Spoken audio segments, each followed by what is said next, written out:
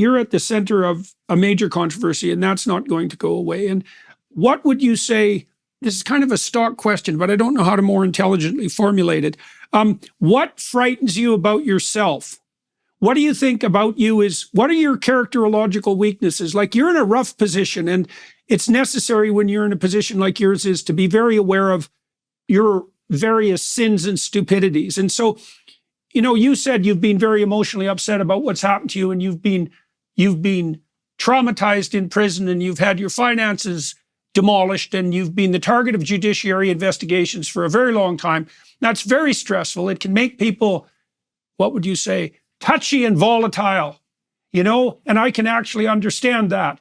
And so, like, what do you see in yourself that's dangerous, and how are you trying to control what I suppose the terrible things that you could purposefully or inadvertently bring about? Okay, so yes, when the country was at its highest point, again, when Lee Rigby was beheaded, I held a demonstration to 10,000 people. No one wants to pick up what I've said. I stood up and said there's 660 Muslims serving in our armed forces. Yeah, they're doing more for the country than me. If you attack a Muslim woman, you're a coward. I've always educated and been pivotal on my points of non-violence, always. But what is the danger for me? The danger for me personally is I ain't going to back down. It's simple. And that doesn't mean I'm not scared. I'm scared now. I'm terrified I have felt under attack at times. I've never felt what I felt for the last 2 weeks. Never. I've never ever felt this. I have got it coming from every angle, from everywhere. What does that do to me? Does it make me cower? No, it makes me come out fighting. And it makes me come out fighting in the sense that I'm willing to be the sacrificial lamb for you. Yeah, I'm willing to. And you better believe it to the establishment. If you think putting me in jail and getting me killed is going to solve your problems, you're going to spark the revolution like you cannot imagine. And I'm willing to be in that position. So I keep putting myself in the way, saying, go on then. What are you going to do? Because I'm not going to back down on the sense. And why am I not going to back down? Because I wholeheartedly, Jordan, Tammy, to anyone watching, I wholeheartedly believe our country is at stake. The future safety of our children is at stake. We're supposed to shut up and remain silent whilst we're replaced, whilst hostile communities are brought into our nation, whilst our rights and freedoms are taken. If you know how after the last 7 days you can't see our rights and freedoms are being taken, well, we're not going to remain silent while they take them. And I'm going to scream it from the hilltop. So what faults do I have? That's my fault.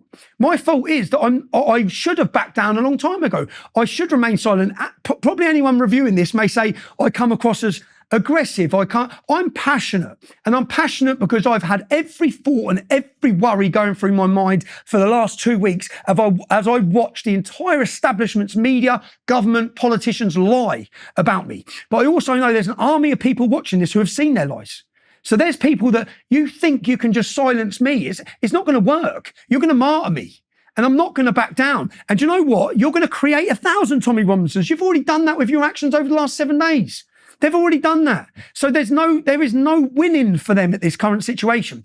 People are awake. People aren't backing down. Our fight for freedom our fight and love for freedom will outweigh your want for tyranny.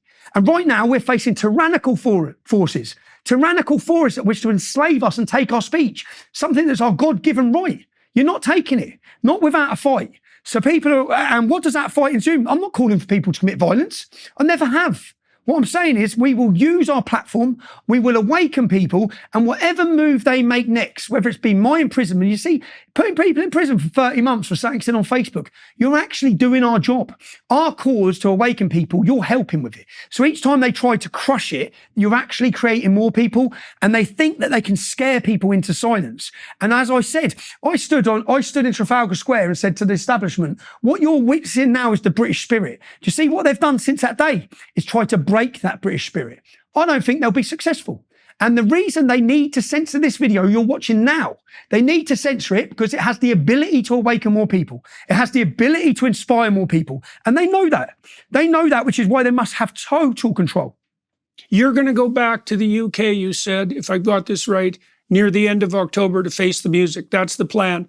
And in the meantime, I presume your strategy so far has been certainly not to involve yourself in the demonstrations and so forth that have been occurring in the UK over the last few weeks, except you also said that you were correcting certain misapprehensions about what's been said about you and also the information that's been spread around. So your plan is to stay out of to let the events unfold as they will, but that you're going to go back to the UK and face the music. That's the plan? My plan is, my documentary is currently on 44 million views. By the time they get me in jail, it'll be on 100 million. So by all means, send me to jail. You'll put more eyes on that film than I could ever dream of.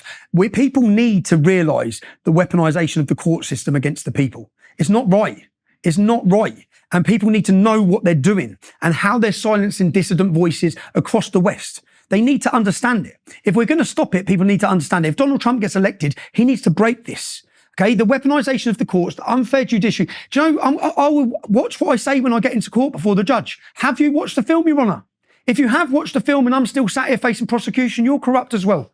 Because that film categorically proves all I've done was report the truth. In what sane, freedom-loving world are we standing in where someone faces 2 years for reporting the truth? Do we believe in the journalism or not? Do we believe in freedom of the press or not? The problem is so many journalists don't believe in it. They believe in activism. They're activists, not journalists. They're total activists. So my intention is on the 28th and 29th of October to put the British judiciary on trial in the world's eyes. Now, so long as they don't kill Elon Musk between now and then, that's my intention. Because everyone on X, through my account, will be able to witness and watch the truth be told. That's my plans, Jordan. That's not something I'm looking forward to. I had 2 weeks booked to my children because I knew what was coming, yeah? After 3 days, they found me and my children, they doxed them and put them in danger. They purposely done that. So I had that time, that was my time with my loved ones because I know what's coming for me. And they broke that, yeah?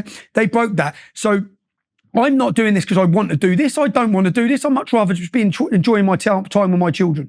But I'm not prepared for my children to become enslaved. I'm not prepared for their freedom of speech to be taken. I'm not prepared for them to be totally controlled by a manipulated media.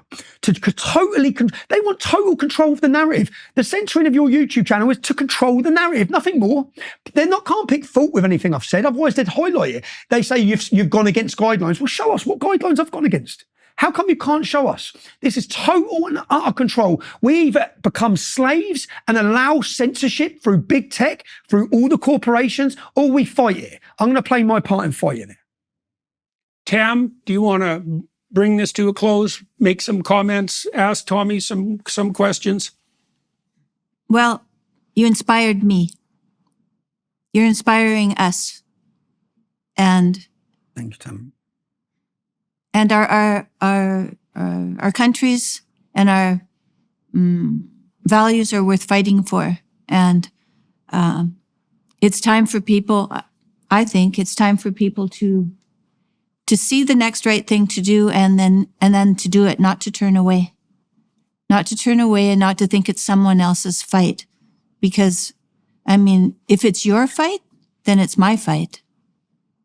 If it's your fight, then it's my son's fight. It's my daughter's fight because they have children.